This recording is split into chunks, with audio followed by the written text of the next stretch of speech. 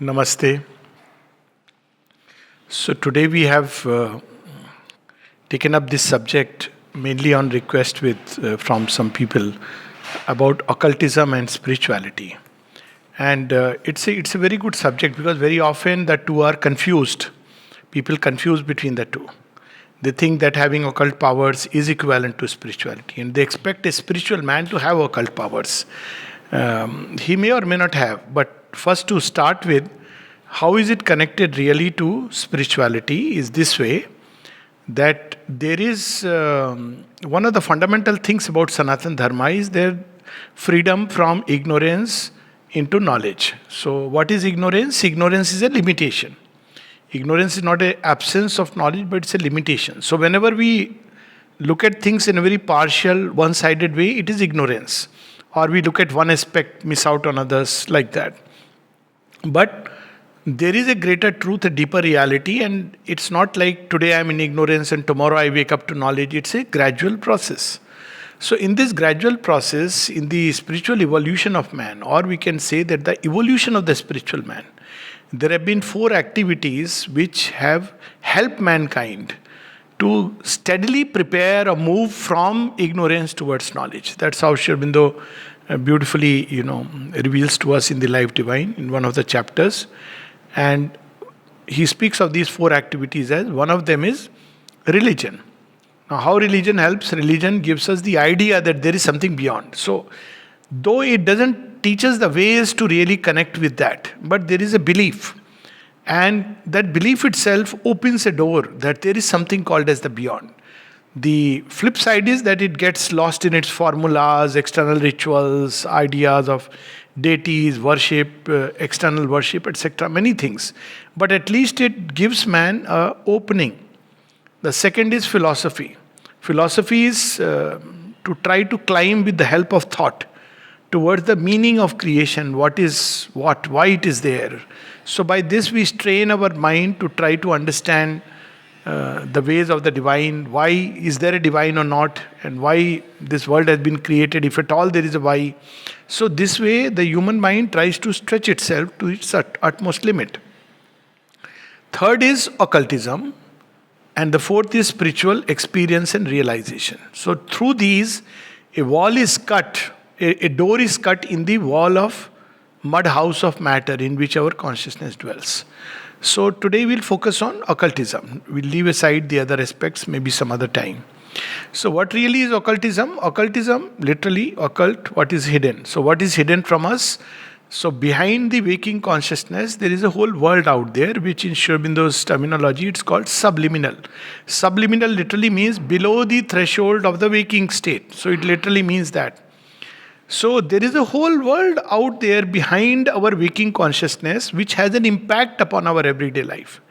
And this subliminal, unlike the outer waking consciousness, is much more freely open into the cosmic.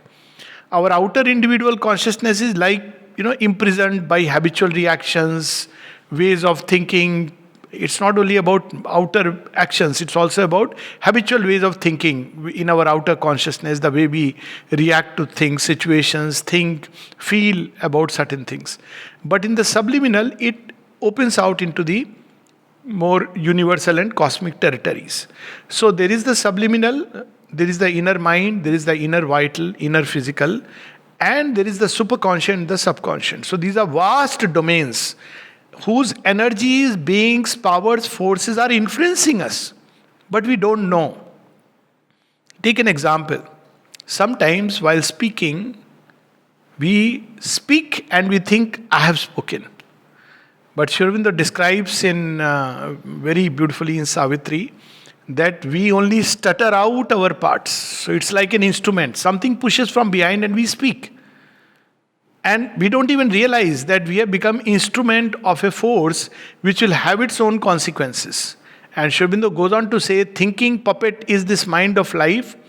And then he says, this is the reason why there are incoherencies of fate. We didn't want to say something, we have spoken.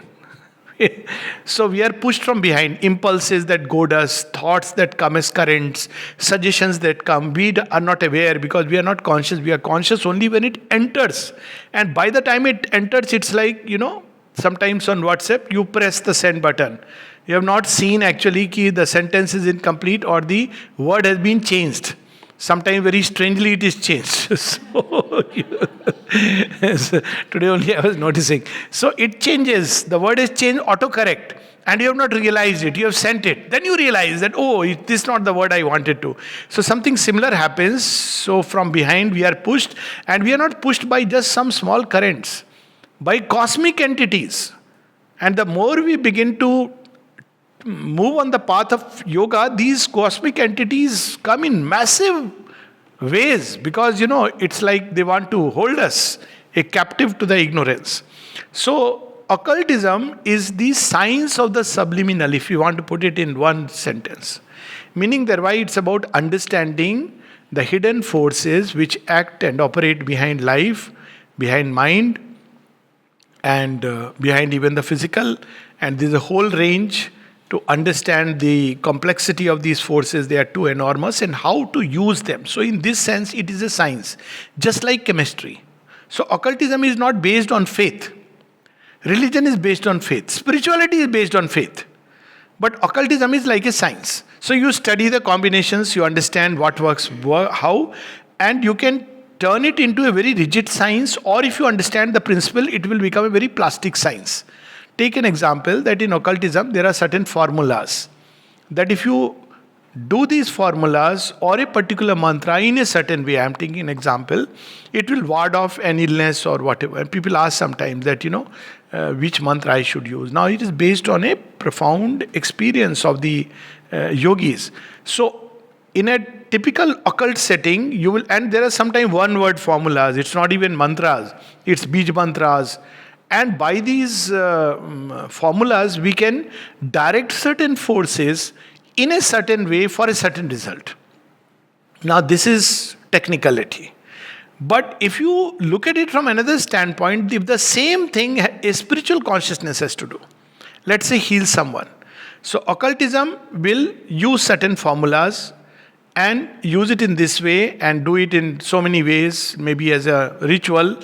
Lot of rituals are involved there to effectuate a certain result. But for a spiritual consciousness, it doesn't operate like that. So a spiritual consciousness will be like you are passing by a sick person, you're not thinking that I must heal, I must be a healer. All that is gone because that is still the realm of ignorance. And suddenly within you a prayer arises. And the prayer is, may he be healed. And the mother says it doesn't matter. It's not like what mantra you have used, what formula you have used. You just get this feeling, strong feeling, which is coming from some vast spiritual wave, and it's formulating itself in your thought and it has an effect. The sick is healed. But the difference between occultism and spiritual consciousness is in its action. Both will act upon the subliminal forces. That in spiritual action, it is sometimes the results take long to come, which is a paradox. Why they take long to come? Because spiritual consciousness acts in a total manner. It is not like I want to be healed, okay, you heal. I want to get first class first division, okay, you get it by certain practices. Because this kind of a practice will introduce a lot of chaos. Spiritual consciousness doesn't work like that. It always works by aligning itself to the divine will.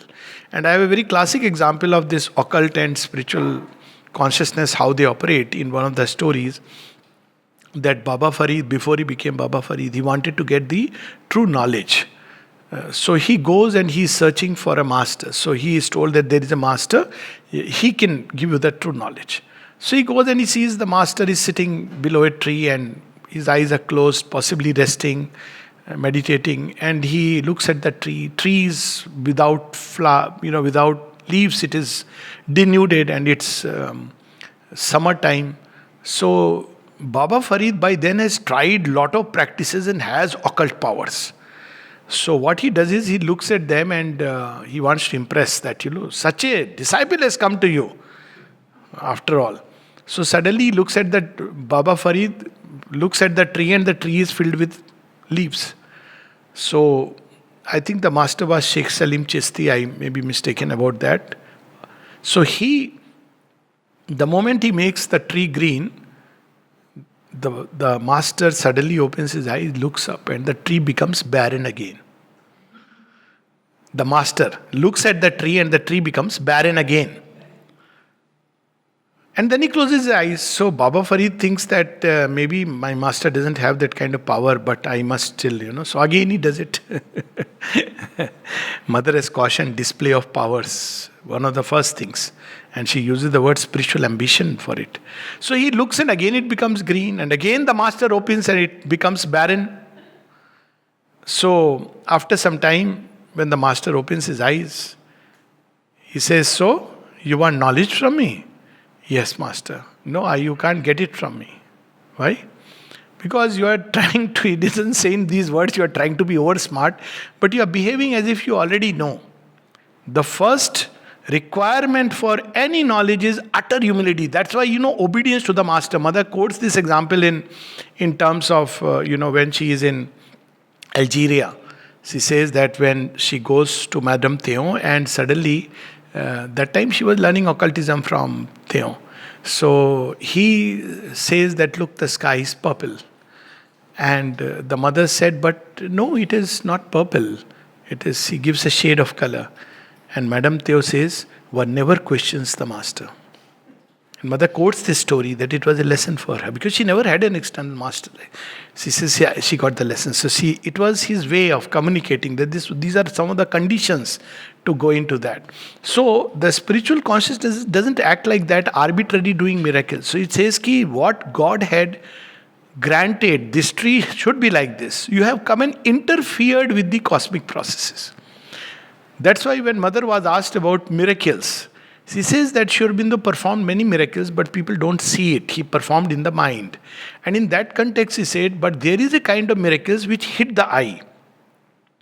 And Sri Aurobindo cautions that if you are carried away by these miracles, you may be misled into, in fact, by these dazzles, you may be misled into the hands of very hostile and asuric powers and think them to be divine.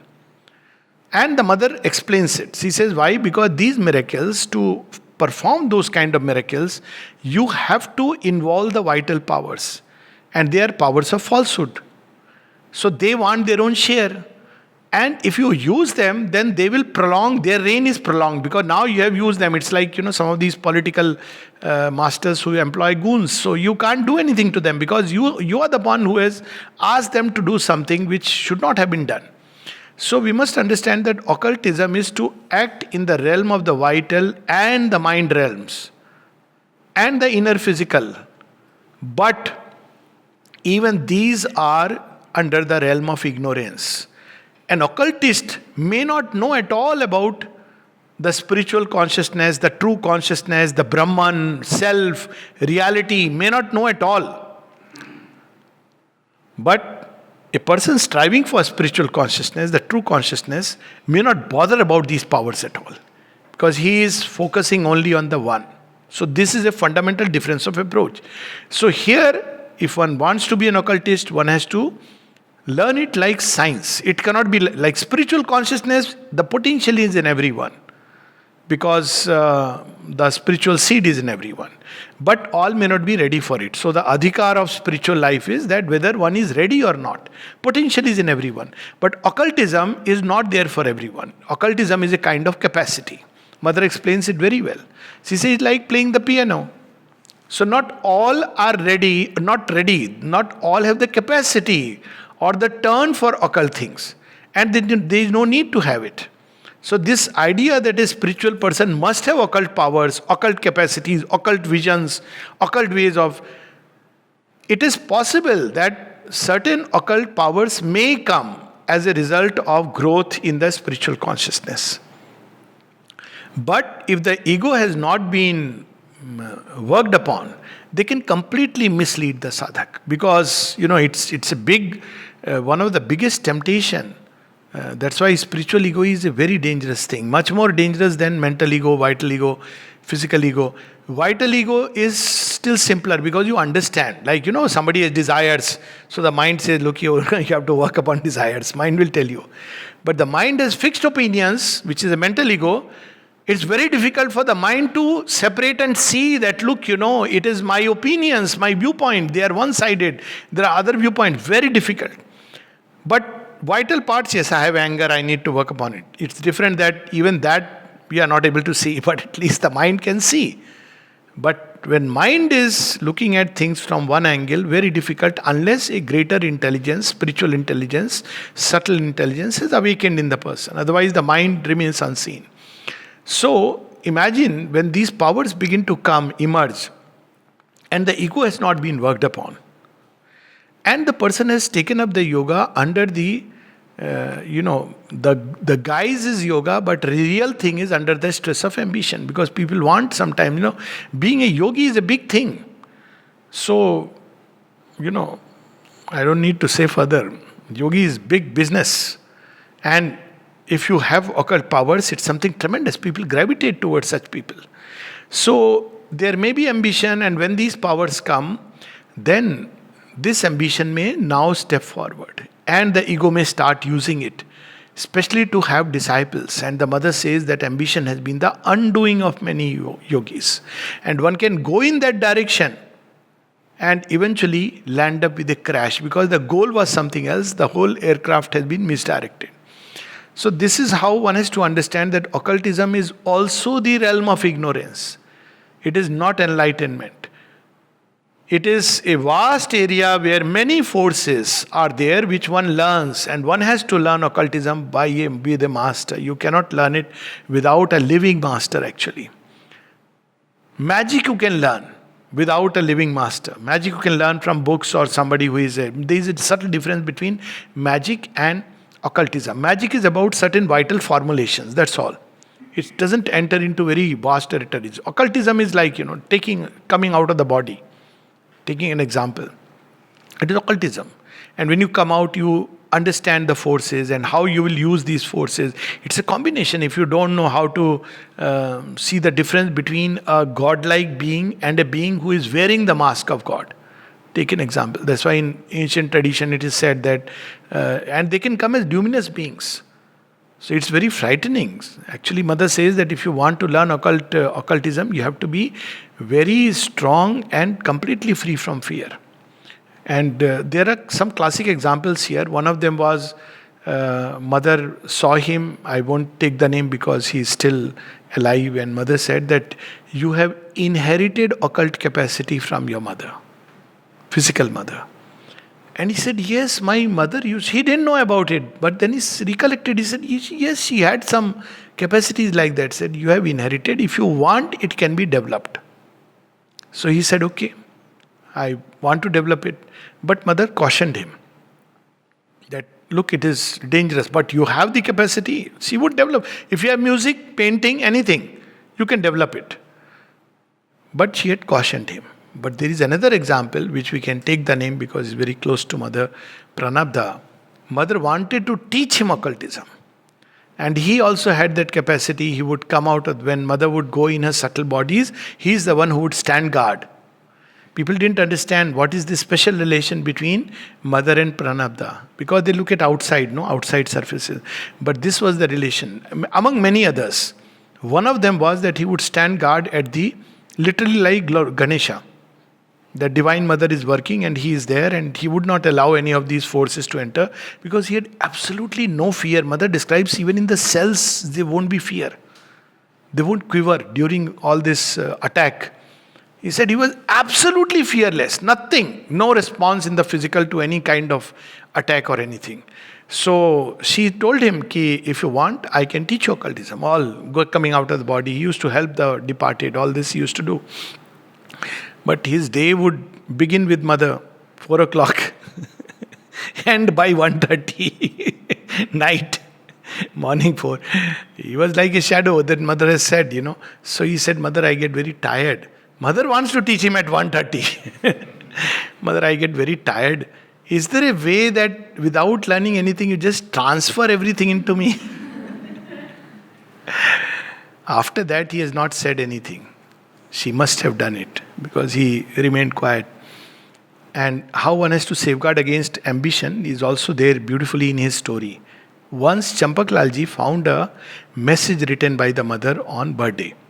And the message was that in the material transformation, you are the indispensable aid and you will lead this process. And Champaklalji knew that this must be for him.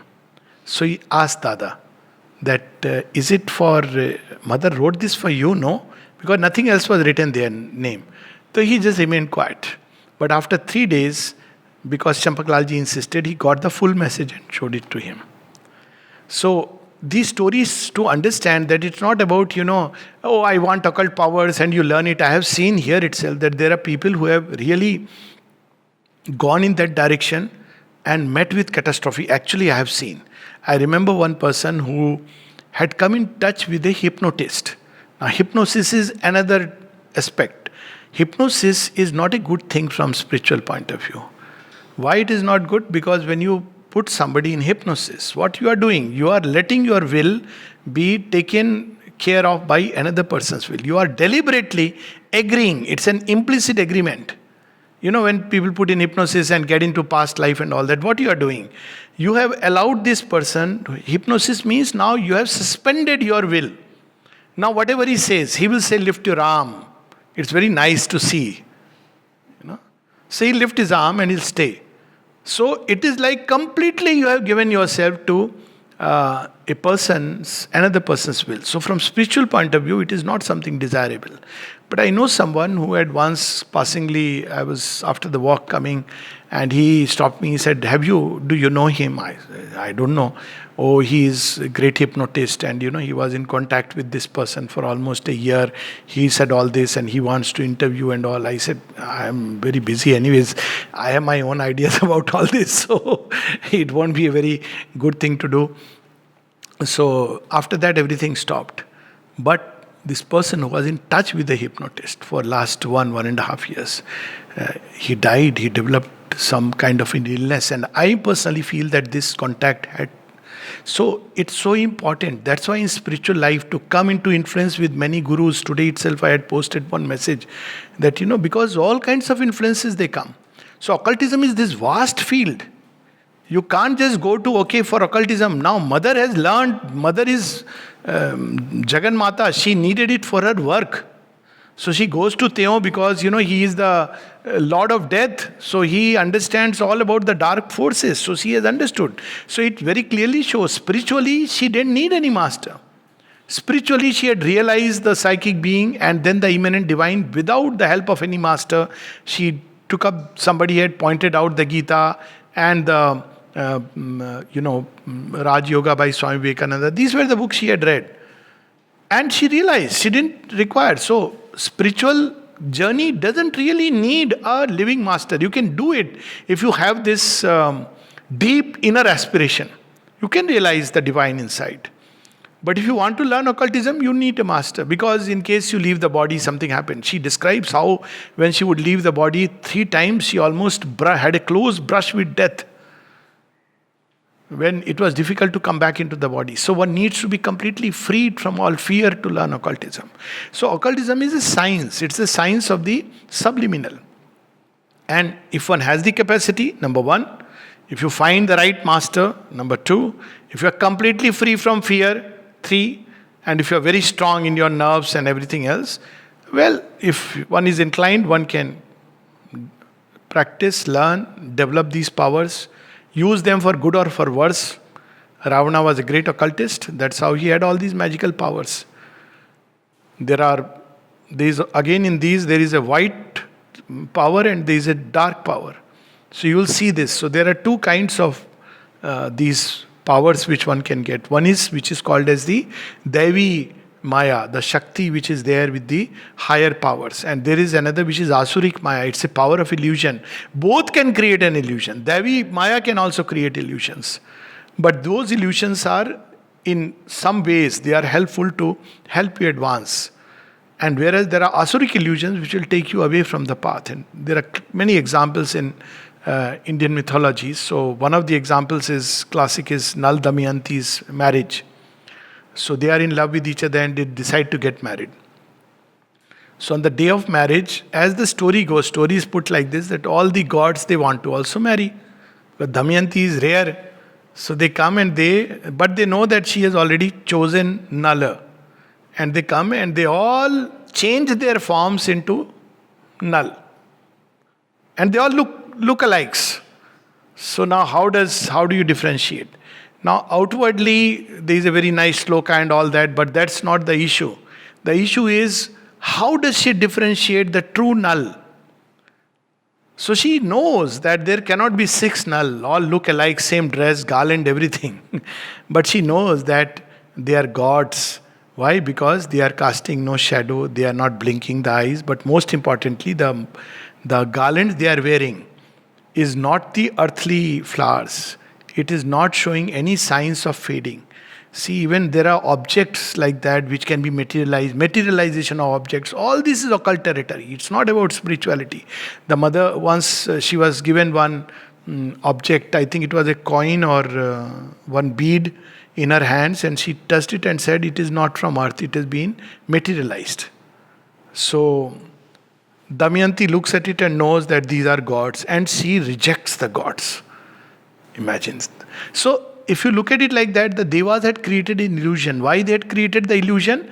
They had created an illusion to make sure that Damayanti is going to, that love in her heart transcends all human limits. She chooses a mortal, rejecting the immortal one. So they are very happy. That's how the story goes. They are very happy. And they bless her and go away. But there is in the story one Asura also. Kali. He also wants to get married. So by the time he is coming, he is a little late because too many clients. And then all the devas are coming out and they are going. So she is, when they see him, say, "Where are you going?" Says, "To Damayanti's marriage." "Oh, she's already married. We are so happy, such return gifts." "Huh, is it?" Now he creates another kind of illusion. Very painful, very dark. Snatches everything from Nal and Damayanti, separates them, even they are left without a cloth piece on the body. That is the kind of fierce, Asuric Maya. And yet they remain steadfast. So if you look at it that way, from these occult agencies, these powers, now to handle them, mother's life, so many examples of those, that being who used to throw stones, and you need a medium, occultism, to practice occultism. So there was a man called Vathal, he was cook who was working. So in occultism, there are so many examples. So you have to be so careful whom you are mixing with. So mother used to say that people who leave their children with, a certain class of people, it's not about classism or racism. It's about the consciousness. And it's not good for the children. And she gives this example. Now this Vatal was a medium. So there was a person who had one of the cooks had been turned out. So he had contacted this occultist and he started throwing stones at the ashram. So one medium was planted because otherwise he can't. And he said within 25 meters of Sri Aurobindo's house, it cannot be done. So here and there stones would come. And mother saw that he was in touch with 3 vital entities. And she asked them that, "Why are you doing this?" They said, "We can't help it. He has caught us. But if you tell me, I'll do it for you."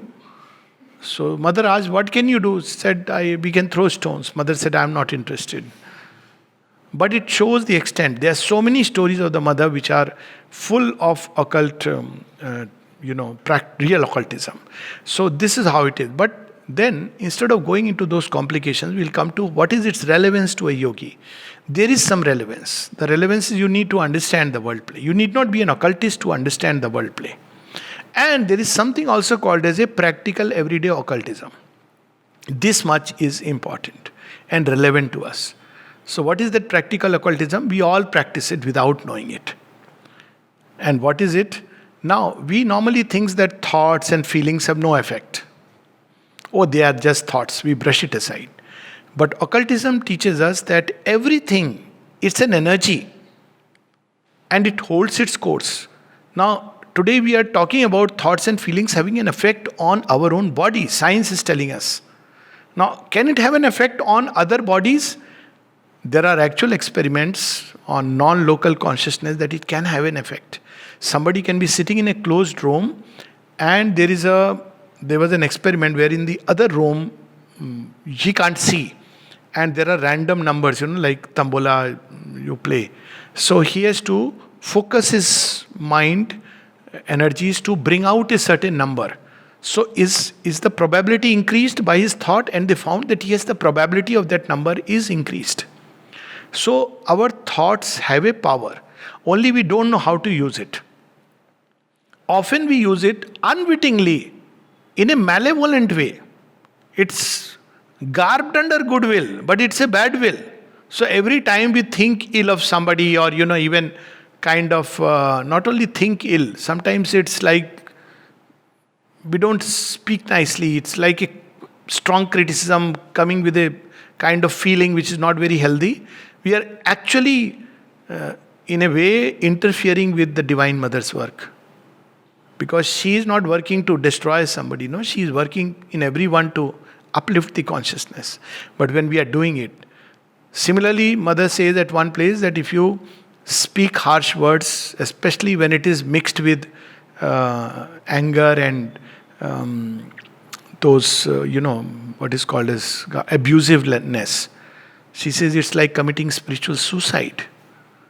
So, this is all occult knowledge. This is a practical occult knowledge that if we direct our thoughts in a certain way, so it means that spiritual man, when he trains his thinking, then actually he is also potentiating his thought. And such a thought can be very powerful. A lonely thought becomes omnipotent. This is occultism. So that's how, in Buddhism, one of the first things is to watch over your thoughts. Why to watch over the thoughts? Why can't I just sit and meditate and realize the divine? No, if we don't watch over our thoughts, then we will be moved by certain agencies and our thoughts are going to create catastrophe in the world. She says so many illnesses are because of ill will. And this ill will can take strange forms. Corona, corona, corona, everywhere it's corona. So, it takes almost the form of an ill will. I have seen people, some of them are actually happy when some people fall ill. Yeah, it's not realizing that I'm adding to the burden. So our thoughts have an effect, and sometimes she would even advise when somebody is not well and the person wanted to go from here to take care. So Mother said that you can help the person much more by being here. By praying, by consciously directing the thought. So one common form of occultism we all can practice is, practice means it's necessary, that watch over the thoughts, learn to direct it at will, control the thought. And how to start with it? Thought is more difficult, start with speech. So take a very practical step that I'm not going to let a single word, written or spoken, come out of my mouth which is going to be create confusion, unbecoming of, even a child of the mother. And if one practices it, it can become so powerful, just controlling of the speech. This practical occultism, which is one with spirituality, because this is needed even for spiritual consciousness. Because if the consciousness is completely enmeshed in this state, how is it going to? We may meditate for hours and hours, but nothing is going to happen because the consciousness is too dense and it is too much entrenched in matter. So these are simple practices: control of speech, control of when we are writing. So let not a crude word escape in the language. Same thing we can convey in a beautiful way or in a very crude way. So when we practice it, then our thought begins to become more and more manageable. So this mastery over thought and then learning to direct it is practical occultism. Same applies with feeling. Will, persistent will in a certain direction tends to have a result. It yields, it makes every obstacle yield just because the will has become potentiated. So why doesn't it work? This, I'm talking of practical occultism. One doesn't need to learn it from a master. And she says that it doesn't work because we have contradictory wills. So, one part wills that I want to realize the divine. Let's take an example. Or there is a difficulty. You'll go to an occultist who will tell you, okay, I'll do this jantar mantar and do it. But instead of that, let your will that I want to get over this difficulty. Of course, spiritual ways, I surrender to the Divine Mother and pray and leave it in her hands. But if one wants to assist the process, that you have a will, recovery from illness. So you want to recover from an illness and you apply the will steadily. Next moment, when the sister comes after 2 hours to check your temperature is gone up by 2 more degrees. And you say, I don't know whether this is going to work or not. So what you have done, you have actually cancelled your will. And it happens all the time, in 100 ways, countless ways. So just to learn to will steadily. So what is there a simple practice for it? Again, there is a very simple practice to train the will. It has to be trained.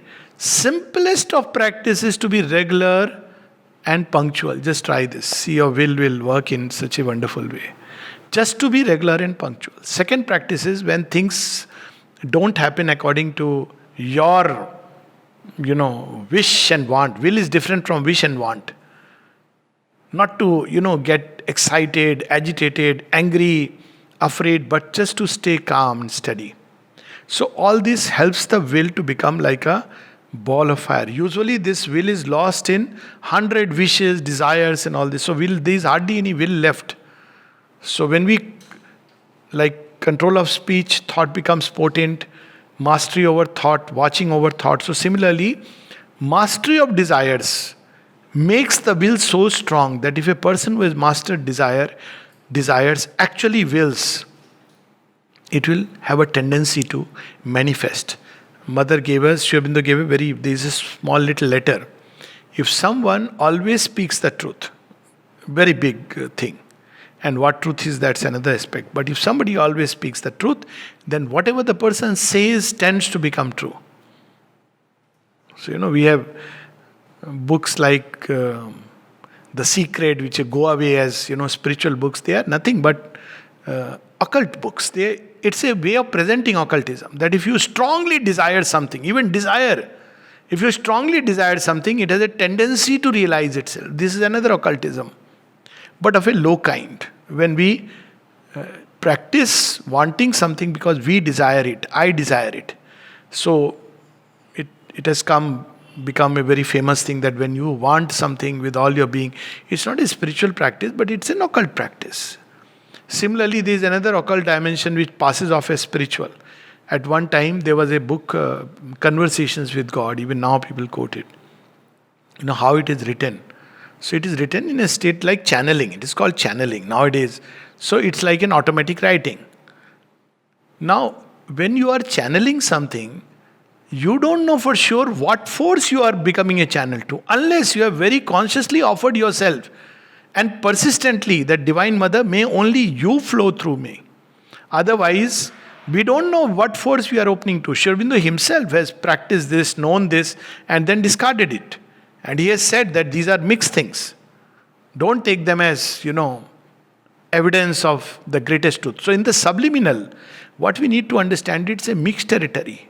There are good things coming from luminous peaks. There are things which are mixing up from the abysses, and they create a very bad mixture. And hence, in the subliminal, there are people who get into the subliminal state and can write things, sometimes even admirable things, which in their waking consciousness they don't know. And it may look very miraculous, marvelous, but it is not spiritual. The point is, we must not confuse the two. Even automatic writings, channeling can be from, there are even vital intuitions which can come through the vital and not from the higher realms.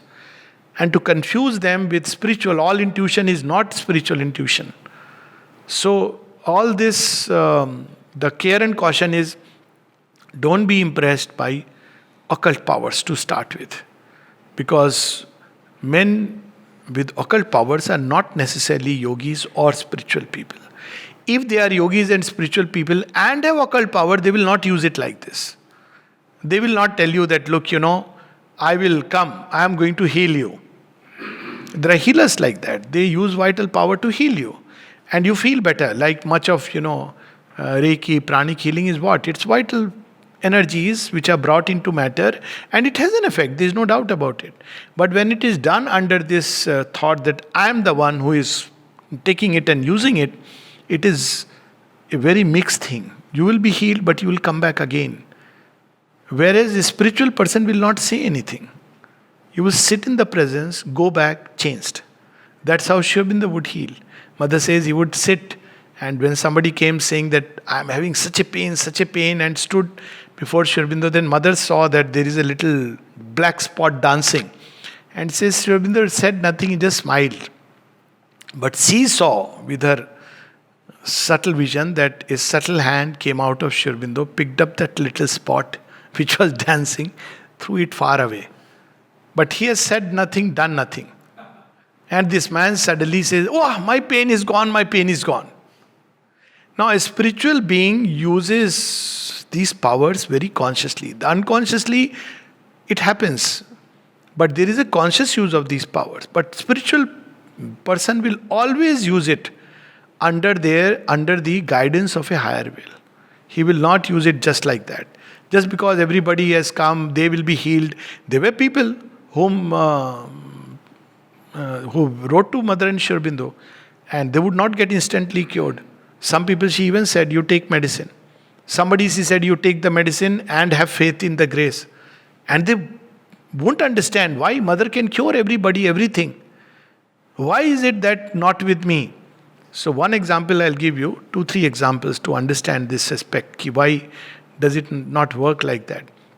So one of them was when Sahanadi wrote to the mother that I'm having a lot of bleeding issues, and ladies have this problem, and I'm praying to the Lord to do something, and it continued for 10 days. Then one of the letters goes from Sri Aurobindo. Tell Sahana, now he has written through somebody, tell Sahana, whatever is necessary for her is being done.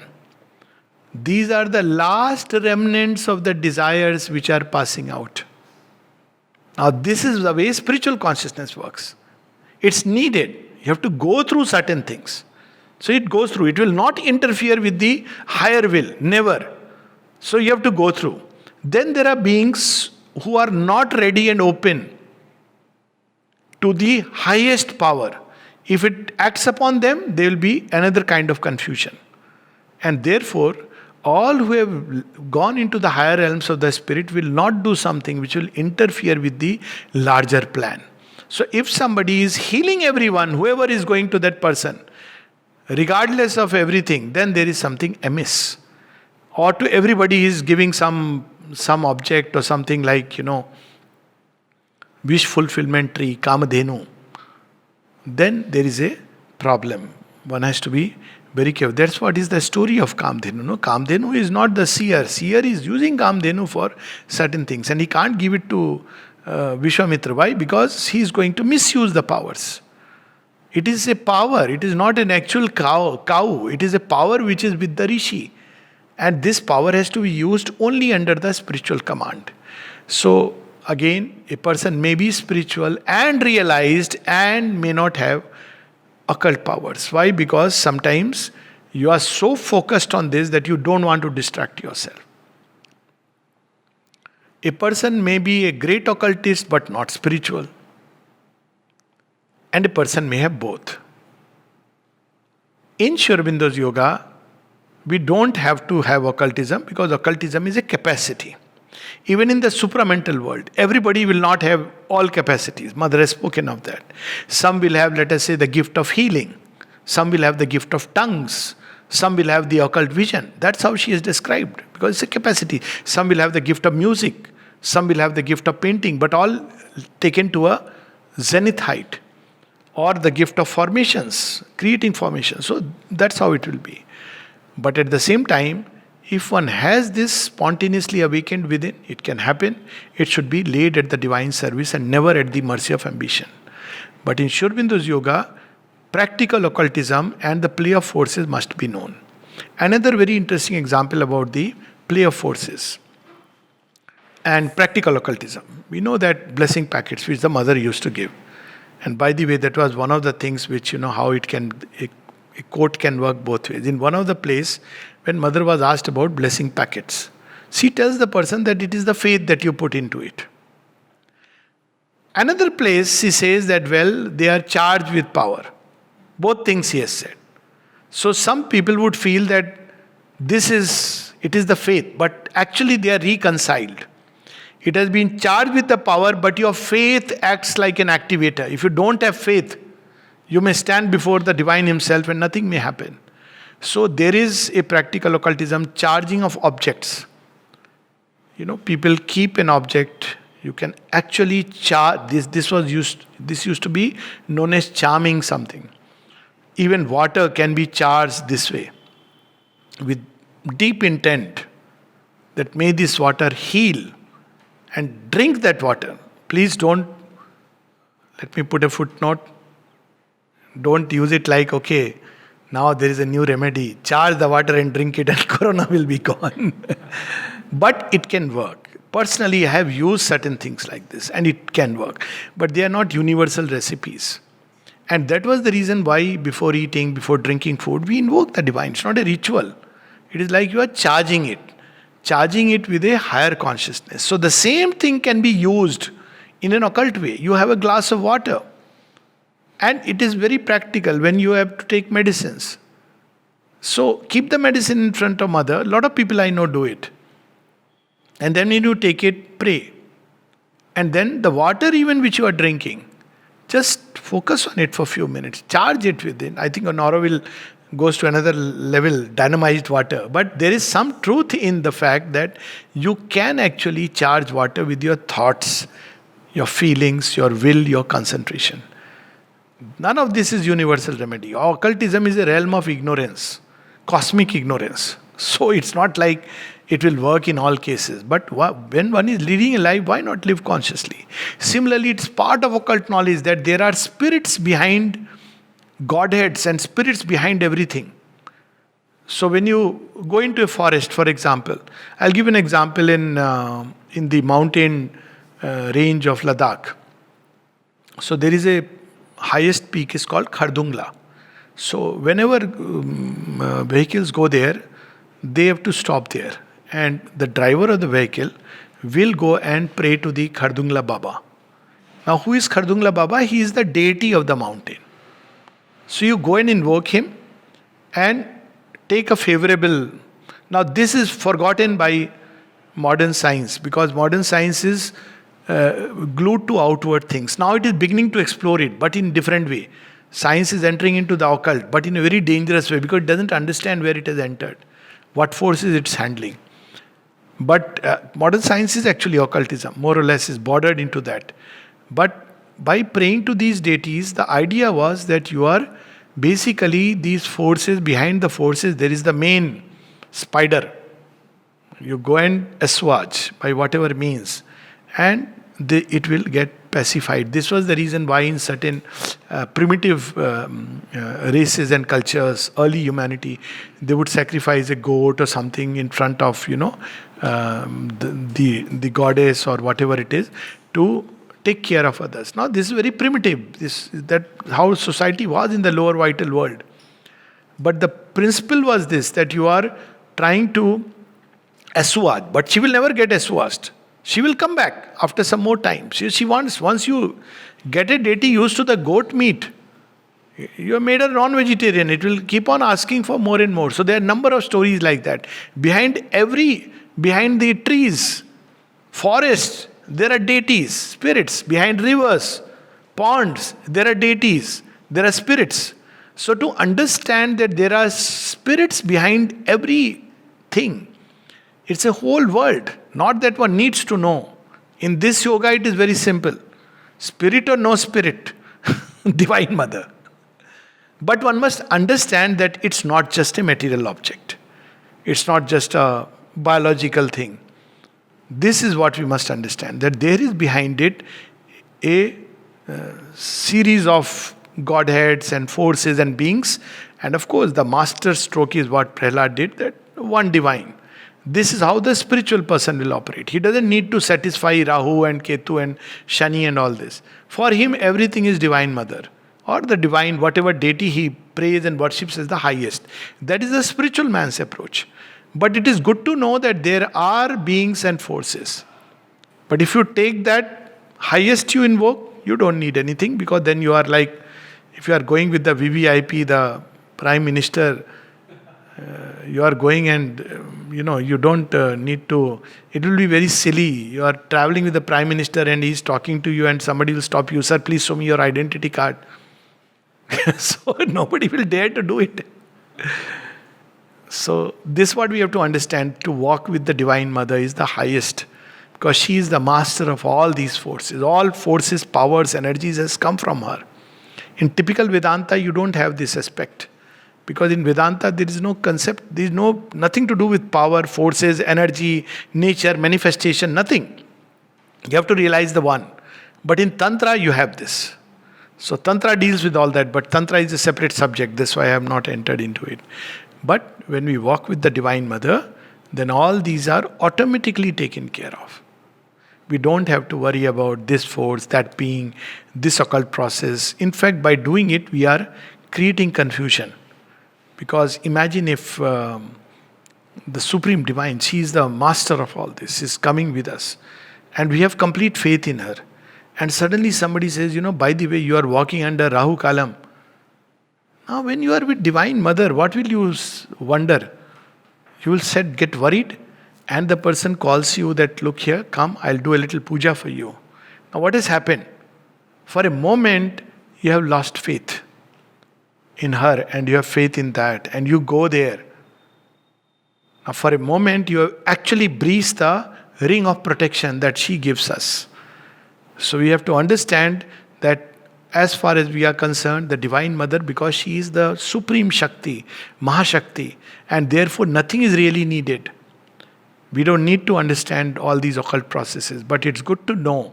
So any play of forces in which we are caught, even it may look like the most impossible, the worst situation, even then when we invoke, no black magic can stand before her. No white magic can stand before her, because her power cannot be imitated by anyone.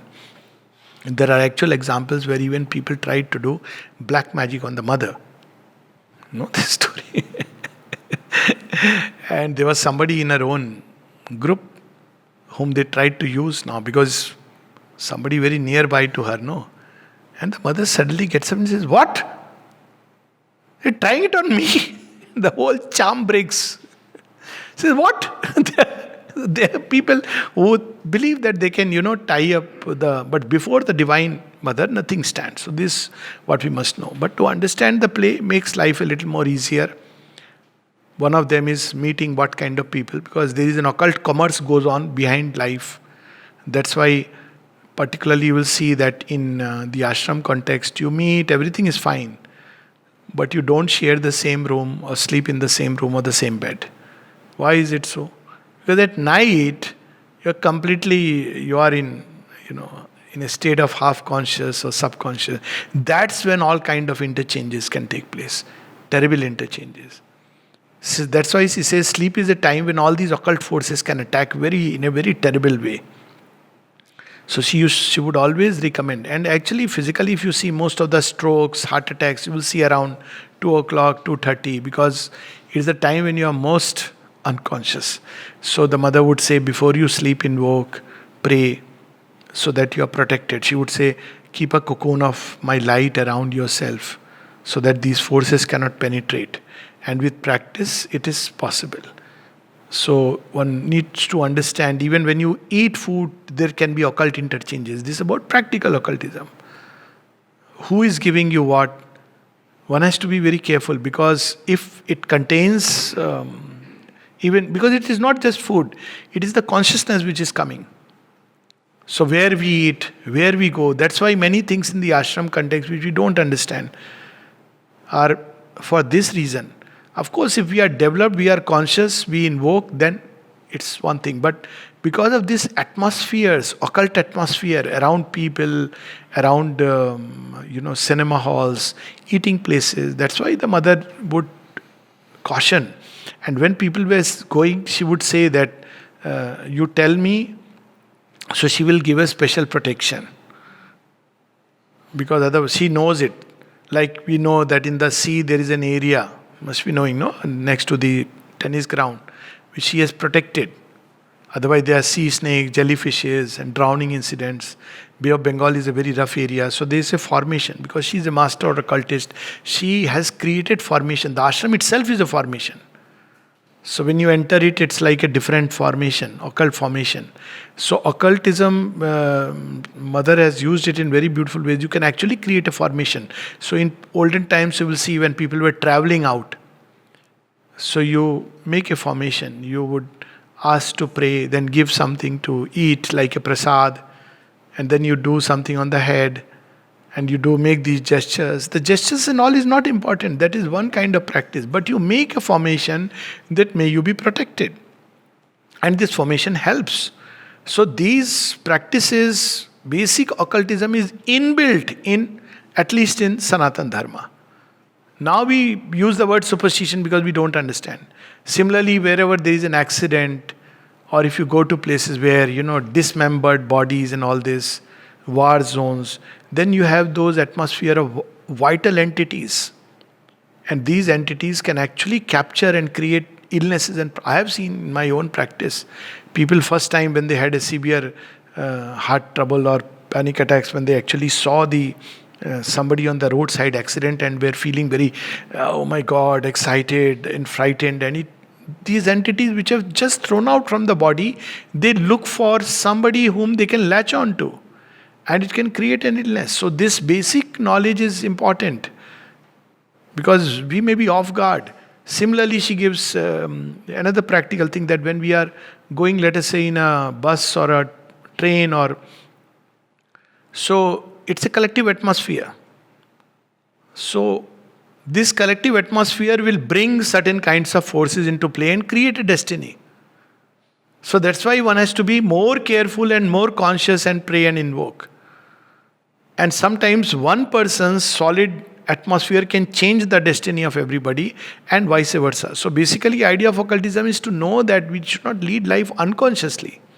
That we are just going, I have a ticket, I sat in the train and okay, fine, I'm reaching after 6 hours. It's not like that. So we invoke her presence and make sure that whatever forces may come on the way are taken care of.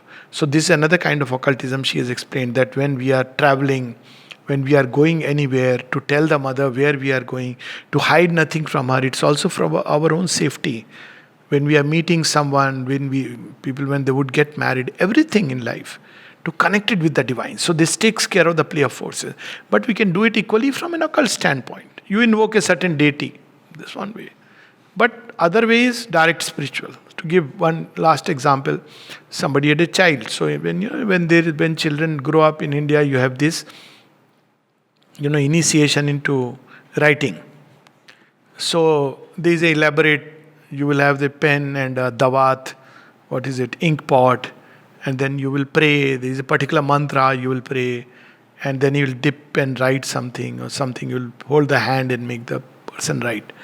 So someone came to mother and said, Mother, we want to initiate into, we have this tradition, what should we do? So mother asked Champaklalji for a paper and pen. So he got a paper and pen. So mother held the hand of the child and wrote Ma, M-A-A, and gave it to the child. Now this is the highest. This is where now spiritual consciousness uses the highest for everything. But occultism tries to meddle into the middlemen. So occultism is about all the middlemen.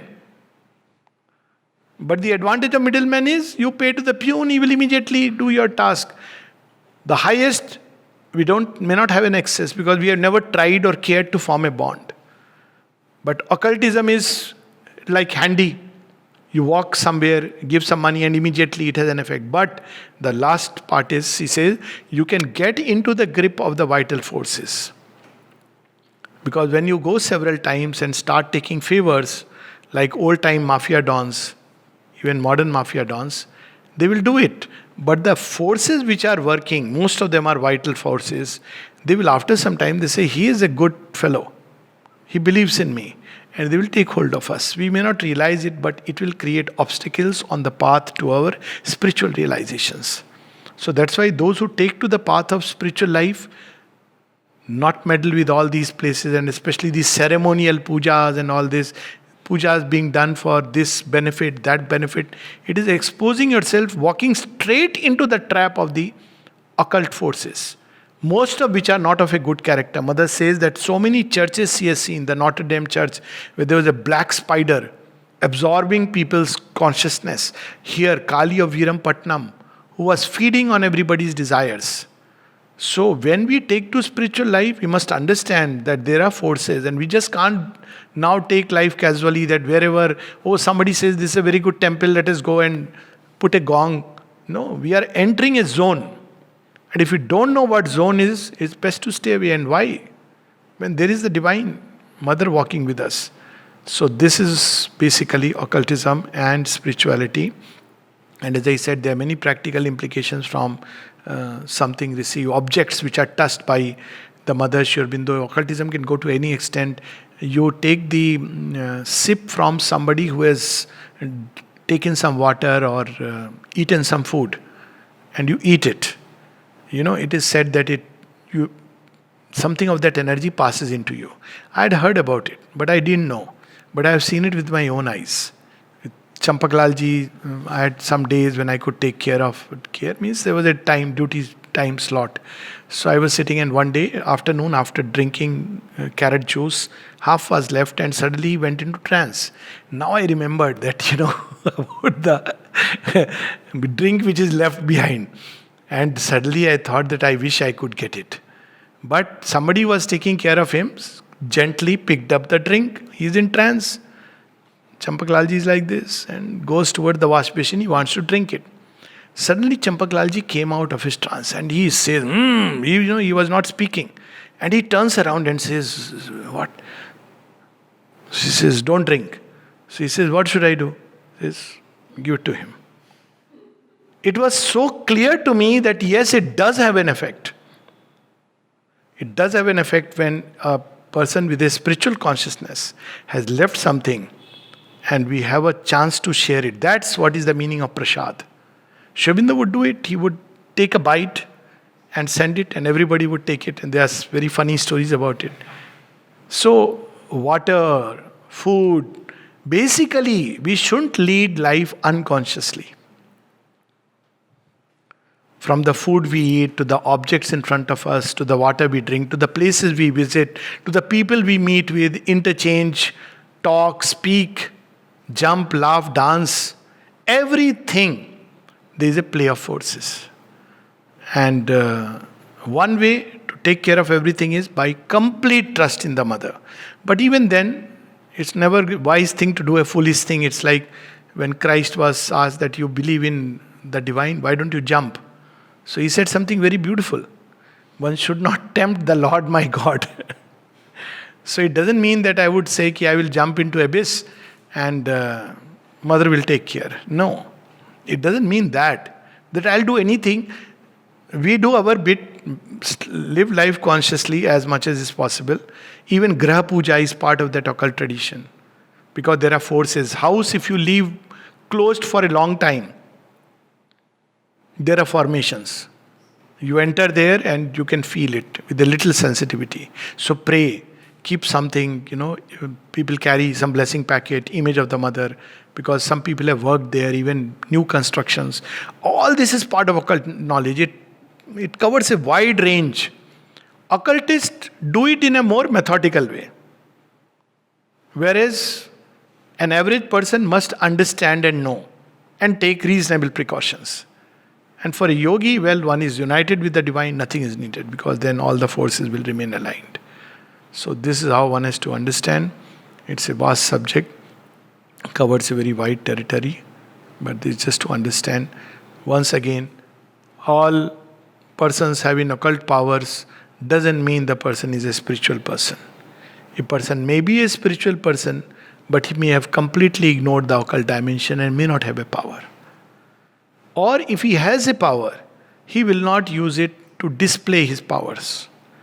Wherever we see display of powers, be sure, display of powers, be sure it is not spiritual. Whatever garb it may bear, display of powers is sign of spiritual ambition, ego. I will cure, I will do this. Stay miles away, because we don't know what kind of power it is. Most of the time, when it is done under the stress of the I, it is not a healthy power. It is a mental power or a vital power, and they may achieve results. That's why Sri Aurobindo says with one letter, one may have astounding physical siddhis. One may luxuriate in powers of the vital and the mind. But if there is not the new birth, if you have not become a child newborn to the Divine Mother, then nothing worthwhile has been done in the yoga. So focus should be on becoming a child of the Divine Mother, and then We don't need to know about all this. It is good to understand it. We need to know only one thing, and only one thing, and not even learn it as a technique or a process, but simply we need to know one word, the word most natural even to animals, and that is Ma. Fortunately, there are no courses to teach how to pronounce Ma. You can call mother, or French or Russian, doesn't matter, because she hears the cry in the heart. If that is there, yes. So, this vast creation and all its powers and technology, we offer at her feet. She knows all nature, dumbly calls to her alone to heal with her feet the aching throb of life and break the seals on the dim soul of man and kindle her fire in the closed heart of things. Namaste.